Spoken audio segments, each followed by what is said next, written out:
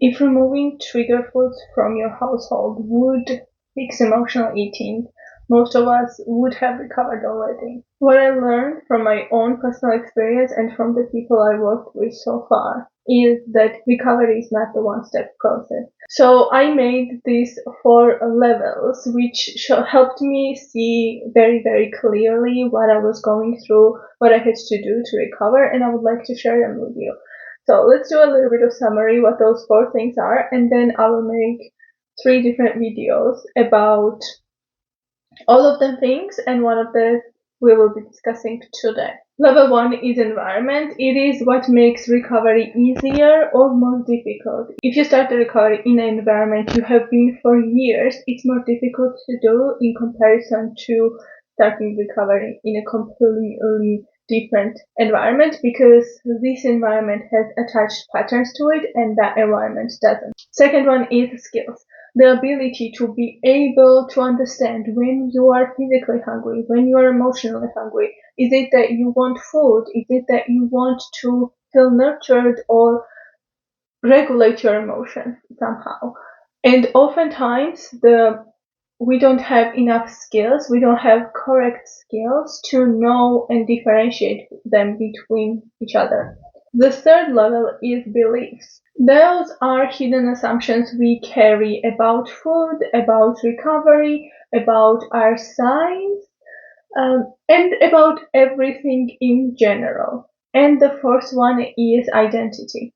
If you're someone like me who has been overweight their whole life, being overweight was part of my identity, and it was one of the most difficult things I had to let go. I didn't even know when I was starting weight loss journey that I had to do that. This is the deepest level we go. If you try to fix higher level things without fixing superficial ones first, it's gonna backfire. If you're gonna start with a restriction, it will always backfire, and I know you have a bunch of proof for that because I have them too. I was on a bunch of diets and all of them failed because I was trying to do something without the skills, without the environment, without the understanding on things. In this video, we're gonna go deeper on the level 1, which is environment. So what it is, let's start from definition so we all have the clear understanding. Environment is not only the place we live, but also the people we live with, the culture that the environment has adopted. So country, city, whatever it is. Usually what people do when they try to change environment is they take away all the food, like every food that gives you pleasure, every food that helps you regulate your emotion. You're not gonna buy them anymore. Like no chocolate, no chips, no sweets, no nothing. You think that it will help you lose weight, get rid of the food noise, and just recover. It's not. It will help you with the solution, but it's not the complete solution. That's why a lot of people get stuck at that level. Environment shouldn't become something that is punishing you. I'm saying it because we all take away things we want from. How we can adopt the environment is changing the flow, even if we stay in the same environment, to get different results, because it's a luxury to change the environment. Not everybody is able to do that. And even if we change the environment, people who are in the environment usually move with the environment, right? So instead of changing the environment completely, which will be ideal outcome, what we can do is to adjust the environment. And first thing there is to find what are the things we do in the environment and how we can change that.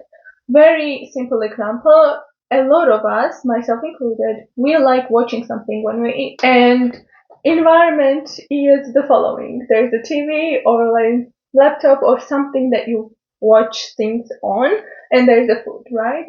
In this specific scenario, changing environment means first I'm gonna watch TV, then I'm gonna eat my food, or vice versa. I'm gonna eat food first, then I'm gonna watch the TV. There are a lot of adjustments we can make in the environment which will force us to adjust our behavior. If I don't have access to the phone when I want to watch something and eat, and I'm hungry, I'm gonna eat first and then I'm gonna do some watching. By changing the environment, those are the type of adjustments I need. The second very good example, which can be very, very useful, is to plating the things before you eat.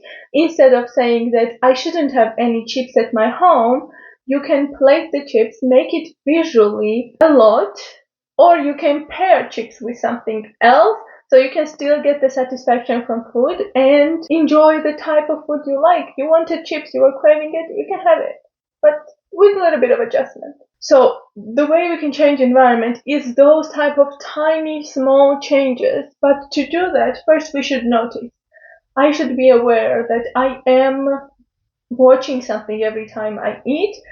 When we already agreed that this is the behavior I am practicing, then find the ways which work best for you. When I was practicing that specific skill to not watch and eat at the same time, it was quite boring in the beginning, not gonna lie, because yeah, eating food is boring. But then you start getting entertainment from the food itself.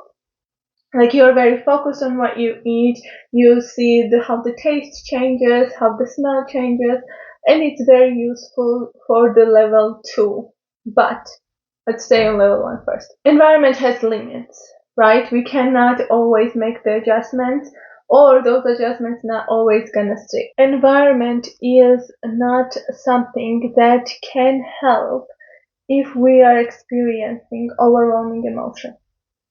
If we will change the environment around us, it will help us avoid small binges. It will help us be more focused, be more involved when we eat.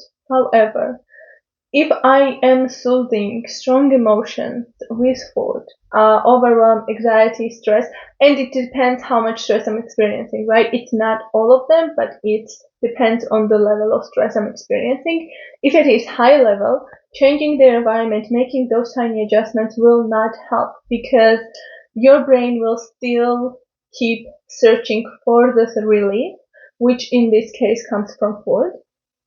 And that is why we have levels 2, 3, and 4, because they are directly working with the emotional attachments towards food. And environment change is the one which helps us make the process easier, make it more adjustable, because we are doing small changes instead of huge change, which can be stressful itself. And if you add stress, then you want more food, so it doesn't really work. That's why one of the reasons why restriction don't work either, because if I'm restricting, I'm wanting something more, and then this is the endless cycle. Question for this level is very, very simple. What around me makes emotional eating easier? What small change will make it easier for me to notice what's happening before the binge itself starts? It's not to be strict with yourself. It's not to create the plan that I'm gonna do this, so I will avoid doing that. No. Level 1, the environment is to see what are the things around you that make you want to eat more without you even realizing it. And when you take away that part, food noise is not going down, but you start to see a little bit of weight loss. And that's a very good start, because you're getting your first win. That's what we want, right? When we start the diet, when we start exercising, when we want the recovery. We don't just want recovery. I think I've had only one person who I worked with and she strictly wanted recovery. Every other person, myself included, we wanted the weight loss as well. So level 1 is a very good thing to start losing weight, start noticing the patterns you have around food. What are the situations that make it easier for you to binge? TV example fits there perfectly as well. When you're eating whole bag of chips and you're entertained with TV, it's very difficult to notice how much you ate.